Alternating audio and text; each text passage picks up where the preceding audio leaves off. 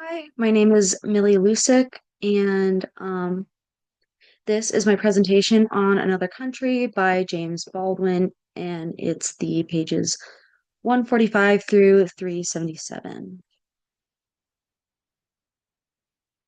So James Baldwin was born in Harlem in 1924 and passed away in 1987. He was best known as a novelist, essayist, and a playwright who explored race, sexuality, class, and love with incredible honesty and urgency. Um, at just 24 years old, Baldwin left the US and moved to Paris. He wanted freedom from racism and homophobia that he experienced in the US, and this gave him the space to focus on his writing. Um, most of his most important works were completed during those years abroad. Yeah. One of his most famous works is Another Country, which we'll be talking about today. Was written between his time in New York, Paris, and Istanbul. It became one of the first mainstream American novels to openly address bisexuality, interracial love, and other subjects that were considered very difficult or even taboo at the time. And as a fun fact, in 1963, only a year after Another Country came out, Baldwin was featured in the cover of Times Magazine. This was a huge deal because very few African American writers had ever received that kind of recognition. The magazine highlights him as one of the most powerful voices in the civil rights era. So that's pretty cool. Um, so the passage I chose, it comes from book two, and it's kind of at the beginning of chapter three. And it's when Ida is speaking to Vivaldo, and it says, and Ida says, I don't give a damn if there is any hope for them or not, but I know that I'm not about to be bugged by any more white jokers who still can't figure out whether I am human or not. If they don't know, baby, sad on them. I hope they drop dead slowly in great pain. I chose this excerpt because I believed it really captured Baldwin's inflicting honesty about race and love. Ida in the scene is very blunt, angry, and unapologetic here. She refuses to keep explaining or justifying her humanity to Vivaldo's white family or to anyone else. For her, love is constantly disrupted by racism. She can't separate her personal relationship from society around her. And what I think is most powerful about this moment is the intensity of Ida's words. She's not trying to be polite or gentle. She's furious about this situation.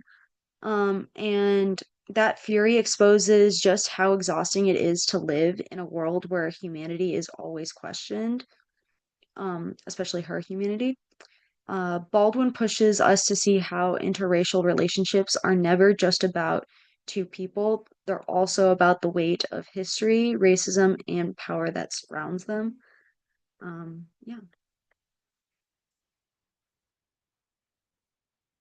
Um, so for my first discussion post, I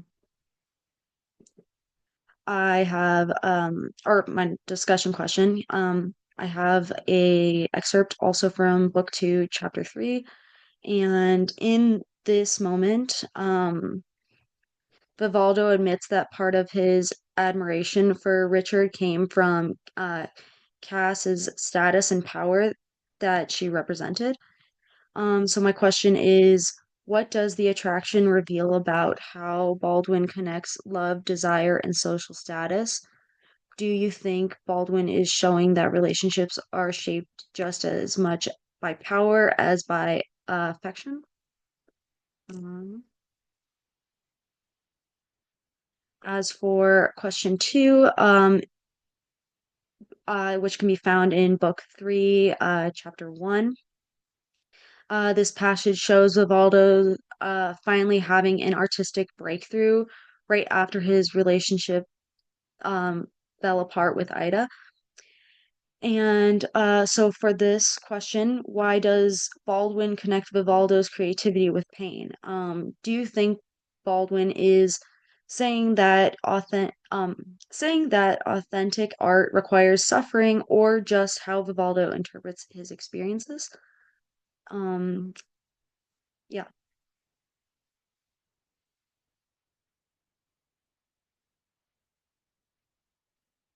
So for question 3, in this scene, Cass hesitates when Richard confronts her about her affair. She wonders if silence could restore their marriage, but also sees Richard as a lonely and limited man. And for my last question, what does her hesitation in the moment reveal about Baldwin's view of marriage and fidelity? Does Baldwin suggest that love is enough to heal betrayal, or does he show its limits? And yeah. So here is my associated source. I chose Another Country, Another Time. And so Stanley argues that Baldwin's novel isn't just about race or sex, um, even though those are central themes in the book. Instead, he says that the novel is really about the individual lonely and often painful search for love. He calls it a kind of parable of reconciliation, sin, and forgiveness, where Baldwin shows how even deeply broken people continue reaching for connection. Um, what I what I find especially striking is that Stanley quotes Baldwin himself saying, "Another country is about the price you pay to make a human relationship." This line captures so much of what he's seen in the passages that we've discussed. That the intimacy always comes with risk and often with suffering. So, why does this matter for us? Well, Stanley reminds us that beneath the drama, betrayal, and racial tension in the novel, Baldwin is pushing us to think about love and reconciliation as um, universal human struggles. His characters are flawed, messy, and often destructive, but they also are searching for ways to love and be loved. And that's what kind of makes the novel so powerful. Uh, Okay. Here are my cited sources along with the book. I ha For a lot of the background information, I took from the Encyclopedia Britannica and then the bibliography on his life. Um, and yeah, thank you guys for listening.